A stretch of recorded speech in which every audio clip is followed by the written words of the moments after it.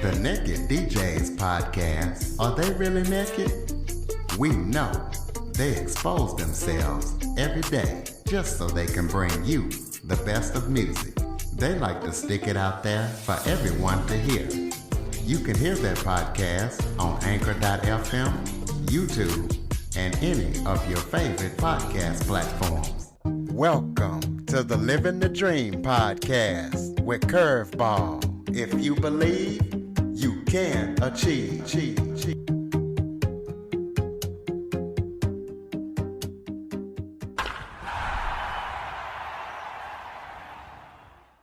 Welcome to the Living the Dream with Curveball podcast, a show where I interview guests that teach, motivate, and inspire.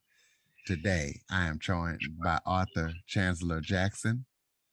Chancellor spent a year in China, Beijing to be exact, from 2018 to 2019.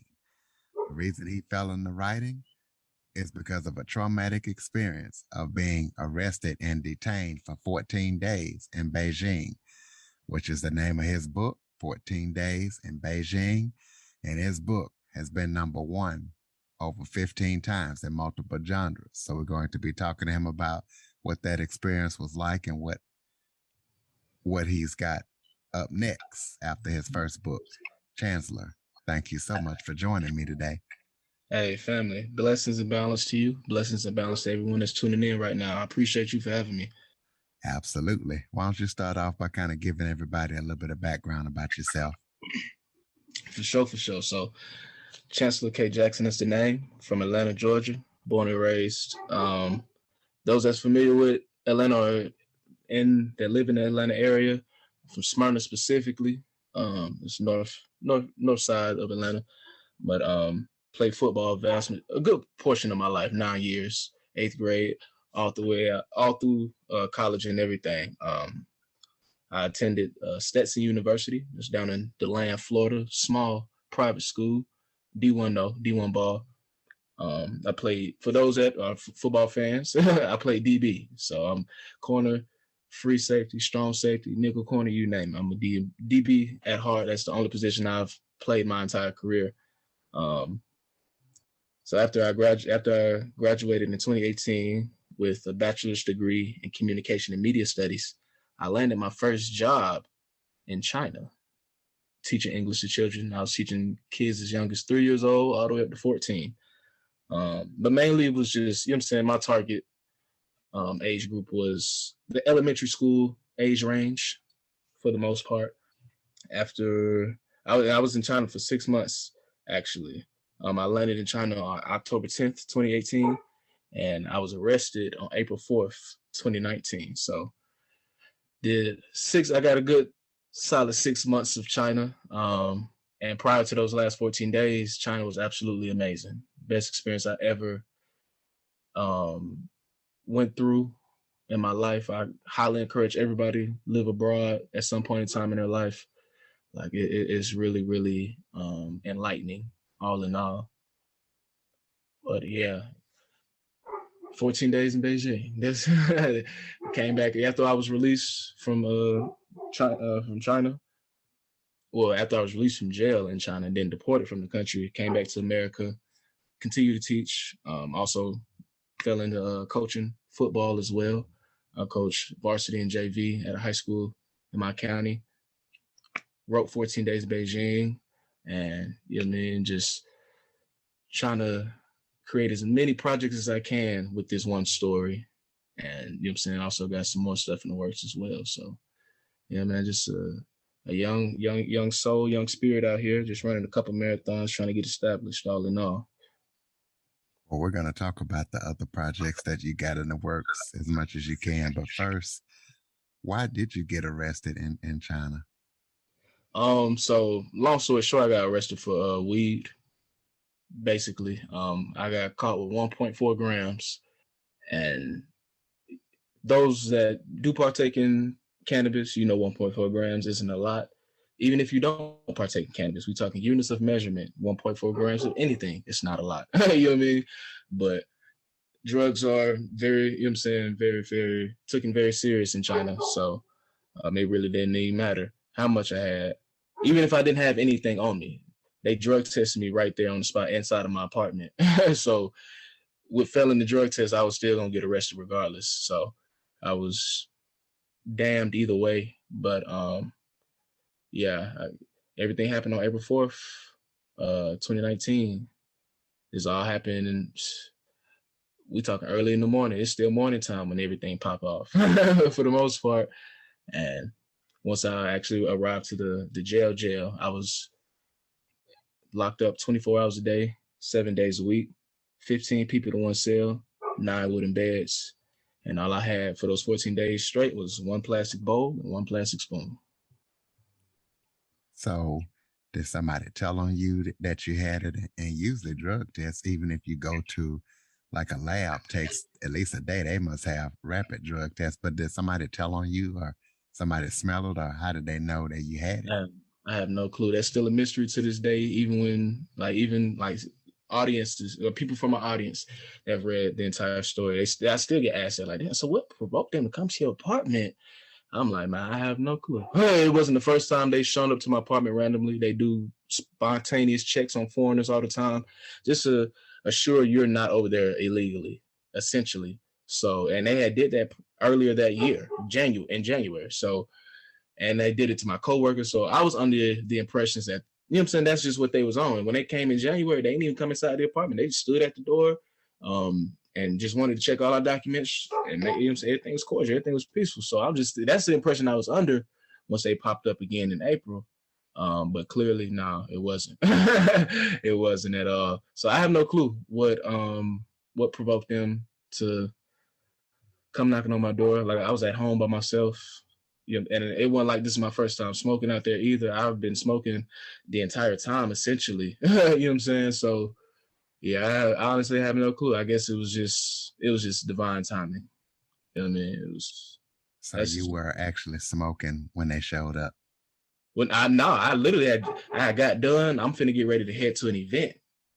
So I was pre-game because it's a day off for me. So I'm finna go to this event to meet with some friends and coworkers. We just gonna, you know what I'm saying, just have fun essentially. So I'm like, before I hit the event, I'm a pregame first. So I was in the house pre-gaming, and then after I got done pre-gaming and all, now I'm getting dressed. I'm making sure I'm got everything before I walk at the door. And it's like, here I am finna get ready to walk at the door, and I hear a knock at the door. I'm like, who is that? You know what I mean? And it's the Beijing police. So it was just, like I said, it was just divine timing. Honestly, I just feel like it, just because how everything transpired, the way that it did, is still questionable and mysterious to this day. But for everything to come full circle, here we are 2 years later, and you know what I'm saying, just what I've been able to create from it, and how much I was able to grow from it as well. So, yeah, I mean, it was a blessing in disguise. So what was it actually like? I know you said you were locked up 24 hours and didn't sound like you guys had enough beds for the amount of people that was in your cell. But what else happened in your 14 days being arrested, locked down in Beijing? Well, yeah, for sure. So, like, as you read the story, like, once the cuffs are on me, only communication I receive from the officers is pertaining to just me getting questioned about drugs. Aside from that, I don't receive any information as far as what's this process going to be like, what's going to happen next, how long I'm going to be here. All that's non-existent. So I have no clue what's happening to me. And that's as the reader, that's how you read it. I wrote it in first person. So it's like, you just literally going through the entire journey, the way that I went through it, as if it's you. So once I actually got to the jail, I was the only English speaker, only foreigner in my cell. So I'm in this motherfucker with 14 other Chinese people, well, Chinese men.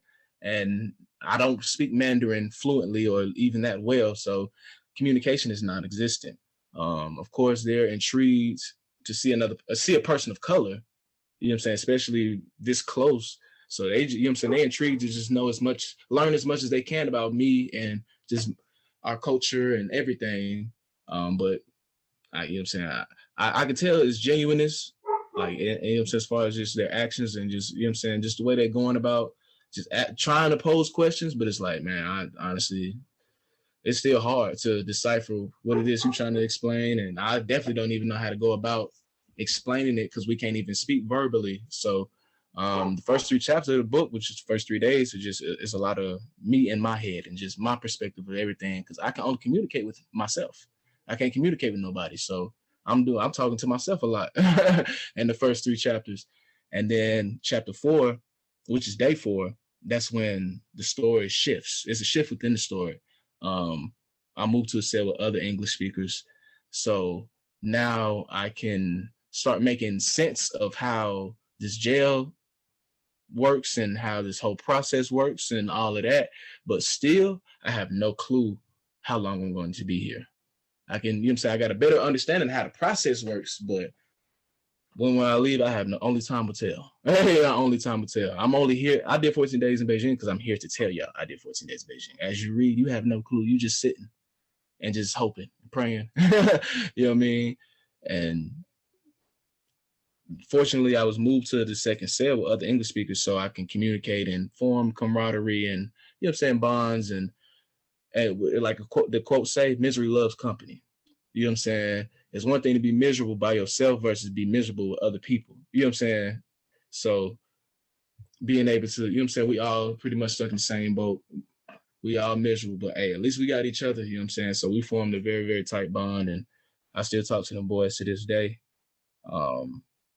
You also learn that my situation, despite how crazy it may sound right now, it still wasn't even the worst. You know what I'm saying?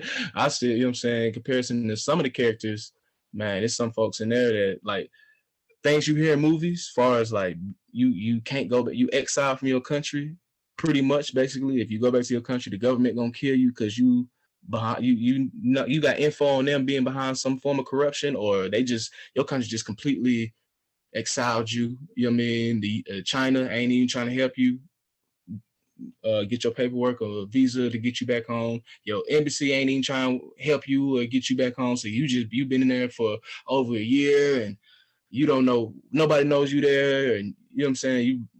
You probably already lost your mind. So it's just like, man, it could be a whole lot worse.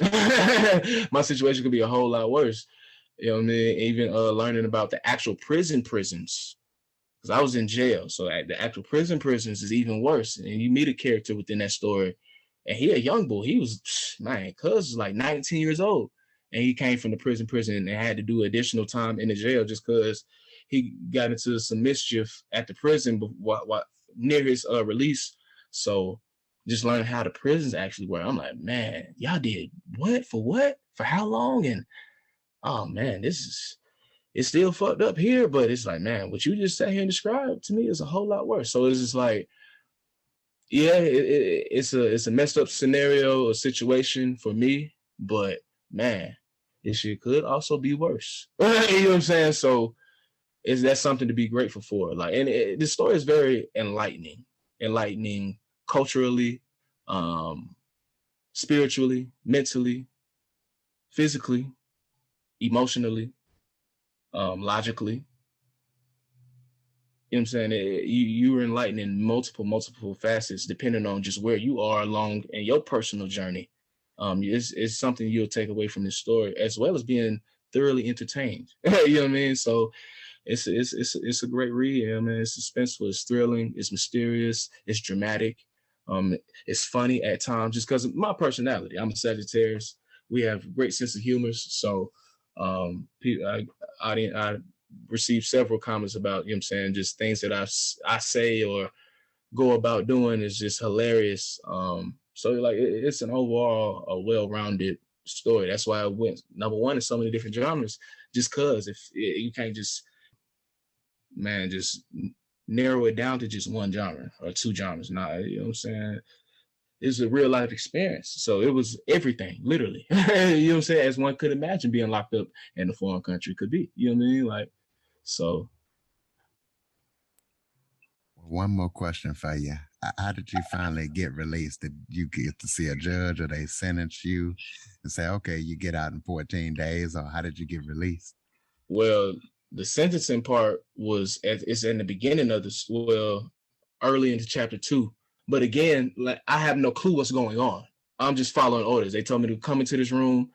They hand me this this contract that I can't read and tell me to sign it and thumbprint it. So I do that, and then I get back in line, and then we go back to my cell. Come to find out, too, you know what I'm saying? Once I moved to the cell with English speakers, oh yeah, that was your sentencing right there. I'm like, what? But I had no clue what was going on. So you know what I'm saying? Literally, I had no clue. You were just a sitting duck until one morning, then folks call your name. It's like, yeah, come on, grab your stuff. So it's like, oh, you know what I'm saying? You don't know. You don't know. You don't know. I don't know law. You know nothing, huh? Oh no, absolutely not.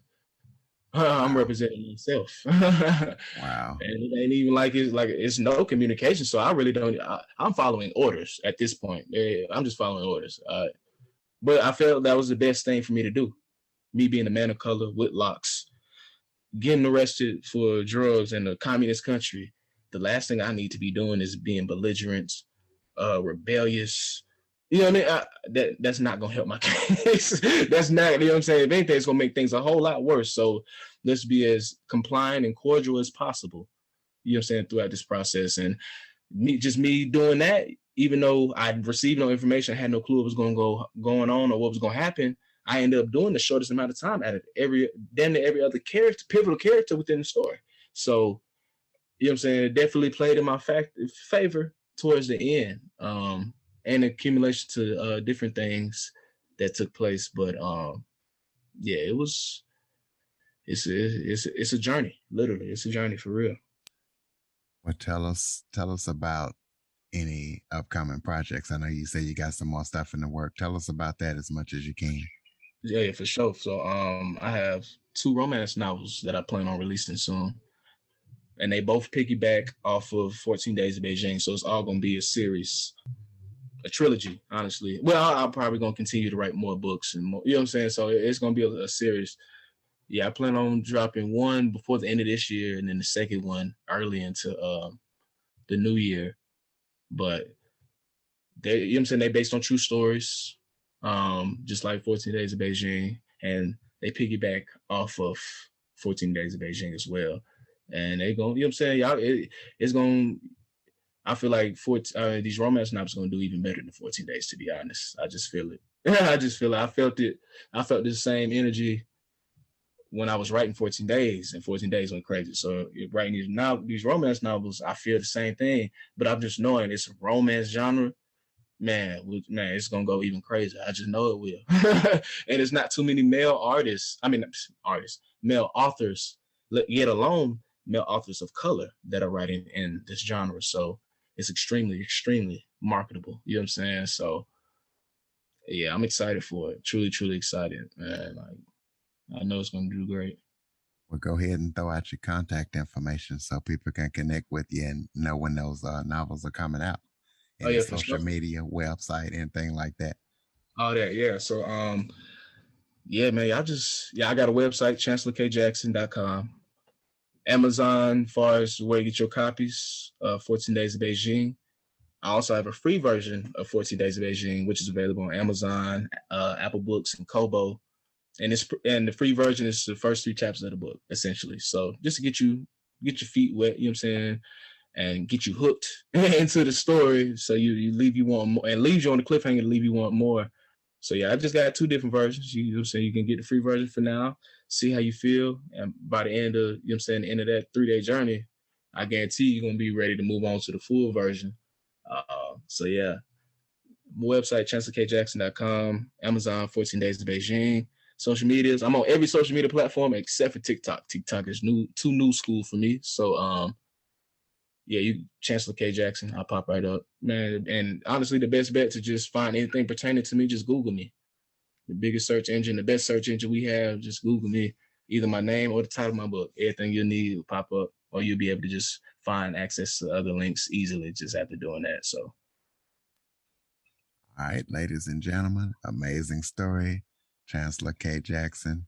Check out the book, 14 Days in Beijing. Please be sure to follow, rate, review, and share this information. That way, you know, you can share it to your friends and they know that you definitely don't want to go to Beijing even with 1.4 grams. They're going to And Android listeners, download the Living the Dream with Curveball podcast app. Thank you so much for joining me today, Chancellor. Hey, I appreciate you, King, for sure, for sure. For more information on the Living the Dream podcast, visit www.djcurveball.com. Until next time, stay focused on living the dream.